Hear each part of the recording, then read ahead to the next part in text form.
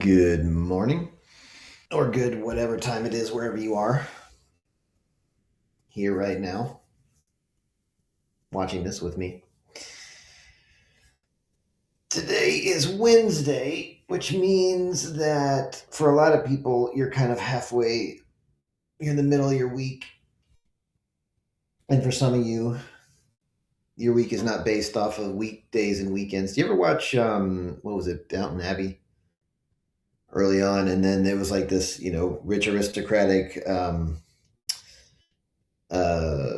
British family about 100 years ago, and somebody tells the grandmother of the house, says, "Well, we're gonna go into town on the weekend," and she looks up and she says, "What's a weekend?" Because in her life, she's never had to work. She doesn't have to plan her schedule around any of that stuff. So for her, every day is just a day. That'd be pretty cool, wouldn't it? Although, you might want a little structure there, so you might want, something there to keep your schedule going. But I hope your week's going good so far. I just woke up a little bit ago. Today we're going to talk about happiness, and specifically, we're going to talk about the happiness U curve, and I'll go into that in a little bit. I'm going to give people a couple minutes to come on in. Um, we're going to start at about 3.5 minutes in, as normal. So come on in, everyone. If you're watching this on replay, I hope you're having a good day so far. And hopefully we can make it just a little bit better now. Oh my goodness. I need to increase my morning caffeine. You know what I drink in the morning? I don't drink coffee. Well, I do every once in a while. I drink matcha. Matcha is this great stuff. They take tea leaves, green tea leaves, and they grow them in shade, in the shade. So the plant builds up more of the chlorophyll. I think builds up more chlorophyll because it's trying to get more juice out of what little light it gets. And then they pick it and then they just grind it. They don't steep it. They actually grind the tea leaves into this really fine powder. And the reason I love that stuff is because, I mean, it tastes kind of weird if you're not used to it. It tastes very different. But the thing is, when I have coffee, I get this spike and then I get this crash where I'm like, oh, I need more caffeine. Not with matcha. With the matcha, I get this like very smooth thing that lasts for several hours. So that's why I really like matcha. Try it out. Matcha. It's good stuff. All right, so we are coming up on 3.5 minutes. So what I want to do is get started. Hello, everyone. My name is Jason Andrews, and I am a hypnotist, which is pretty cool because I know how to change things on the inside. And if you're here, that means you probably like it when things get better. You like it when you get better. And that's what I'm here for, too. And today I want to talk about the happiness U curve. And while I talk about it, I'll be doing some work under the hood, rewiring your brain in real time. And if you're watching this, you've probably had some other things already going on today. So the first thing we're going to do is take a deep breath in, hold it for a moment, and then just let it all go. You ready? Breathe in. Hold it. And now just let it all go. Good. And the next thing we're going to do is gather up all the thoughts about things going on, all the places where your thoughts have been, and we're just going to bring it all in here so you can focus in on this. Now, what I'm going to talk about today is called the happiness U curve. And what I mean by that is that people have done happiness surveys and polls for decades and decades. And what they've discovered is there's a predictable trend in levels of happiness. Right? And if you say your age, young to old, right, and then this is going to be your level of happiness. You have this really predictable pattern. You're happier when you're young, and then you're less happy in your 40s, I think, and then it comes back up as you get older. You get happier again, and they call it a U curve because it looks like a U. It looks like a smile. You can picture that, right? And I want to talk about that because happiness is something that matters to a lot of people, right? There's a lot of anxiety and depression. There's a lot of things going on that bother people. And if you're going to manage that, you kind of want to know what's going on. You want to know the baseline. You want to know um, the baseline comparison set. So it kind of works like this: somewhere around 15 to 18, people are quite happy. And then they get out in the real world, and then they have to go to college, and then there's stress there. And then they have to get a job, and there's stress there. And then they have to find a suitable husband or wife or partner or whatever, and that's stressful. And then they get a job and kids and maybe a mortgage. And then in their 30s, they have a job to do and kids to manage. And so they got a lot of stuff going on. And then when they're around somewhere around 40 to 50 these days, they've got kids to manage, assuming they have kids, and they've got their own parents to manage. And that's difficult. So you got two sets of people you're kind of taking care of, plus you're taking care of your own self and your relationships and your job. Okay, a lot of stuff going on. But then things start to ease up, and then by about 45 to 50, usually somewhere in there, some of these things resolve. The kids go off to college or move out. Your elderly parents pass on, and that gets resolved. And you gain more acceptance over what happens in life. Maybe you pay off more of your mortgage, and things start working out better that way. So this is very, very predictable. It's very, very predictable. But there's a couple things that I want to point out here. Number one is that nowadays, that 15 through 18 time range that's supposed to start off happy, it's not so happy anymore. Anyone who has kids knows this. I mean, anyone who has kids in that age range knows this. I think it's a mix of social media and some other things and some craziness going on that just confuse the kids where they didn't have confusion before. So that's the first thing to notice. And then the second thing is, I read that there was this one researcher who said that they studied happiness in chimpanzees. And I don't know how they did that. I don't know how you would do that. Probably something physiological about stress levels and stress hormones in the body and stress chemicals and free time or something like that. I'm not exactly sure, but they said that chimpanzees follow the exact same path. And that's weird. That's weird. I mean, the chimpanzees have kids as well, and they need to get them, functional and able to survive on their own. So, at least there's that part of it, but I'm not so sure about, maybe chimpanzees care about their parents. I don't know.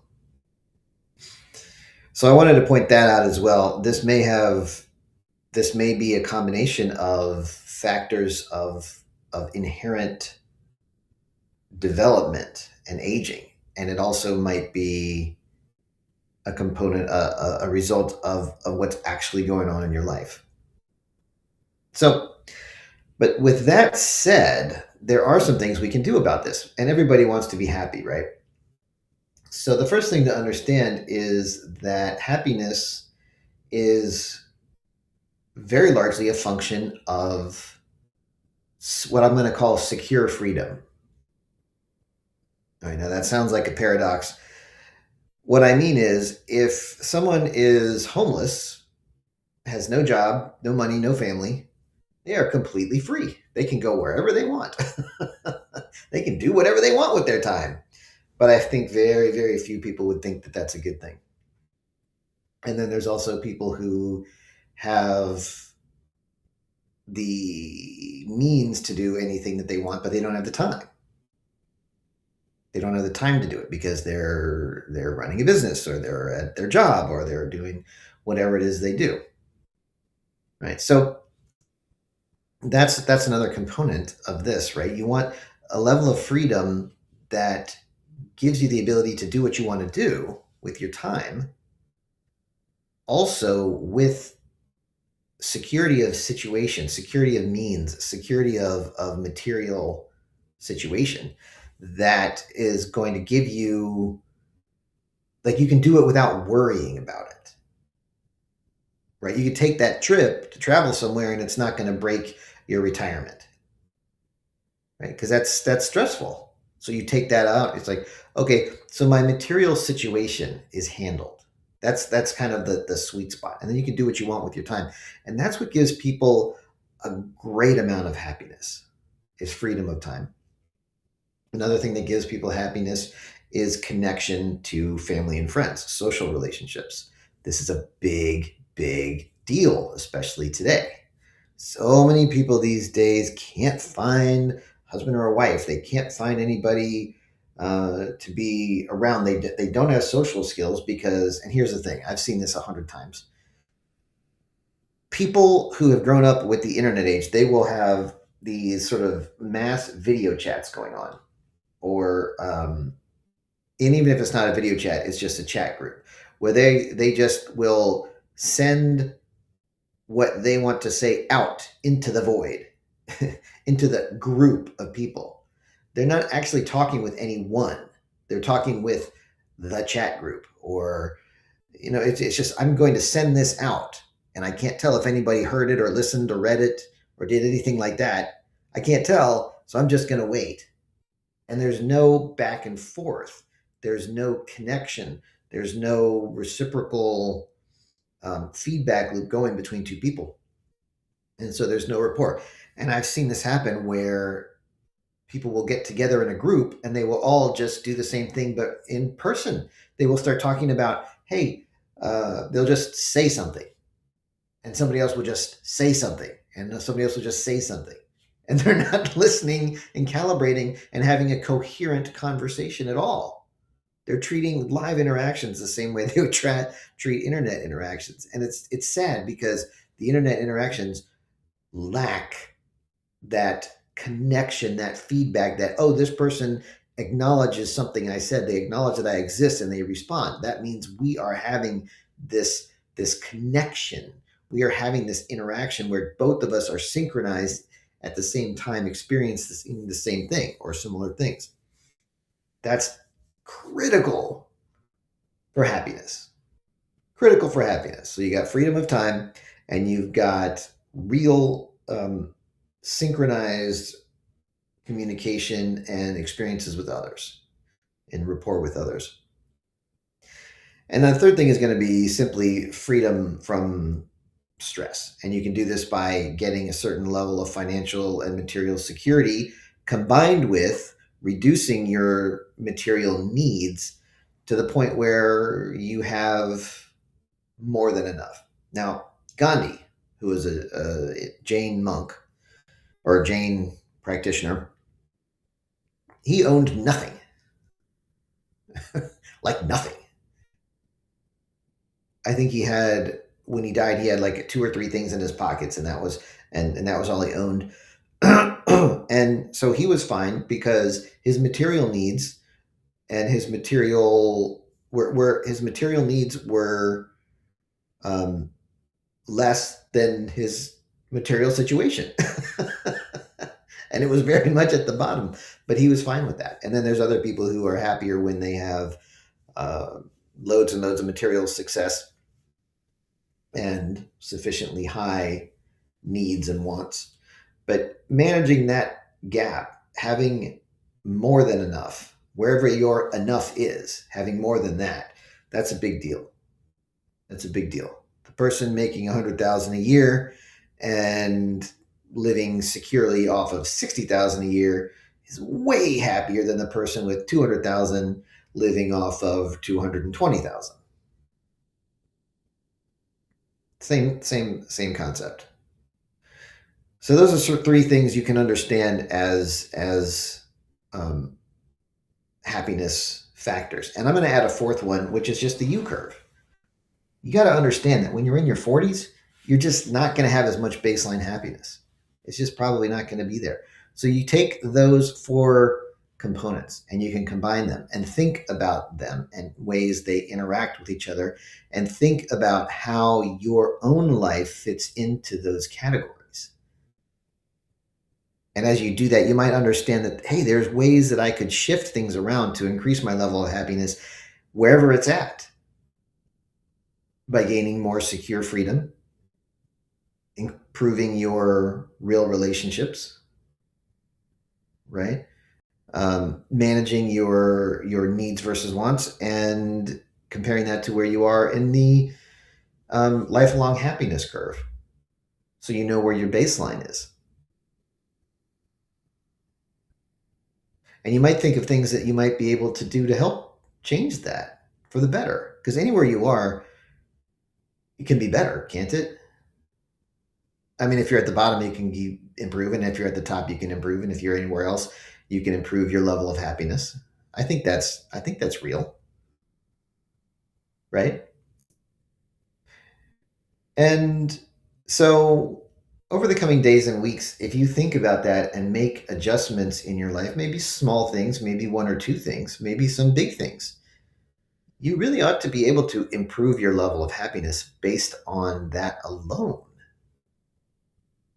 And that's a big deal. I mean, how many people do you see every day who are just barely getting through their day? Barely getting through. I mean, they legalized marijuana, and that really showed to me how many people are just barely getting through.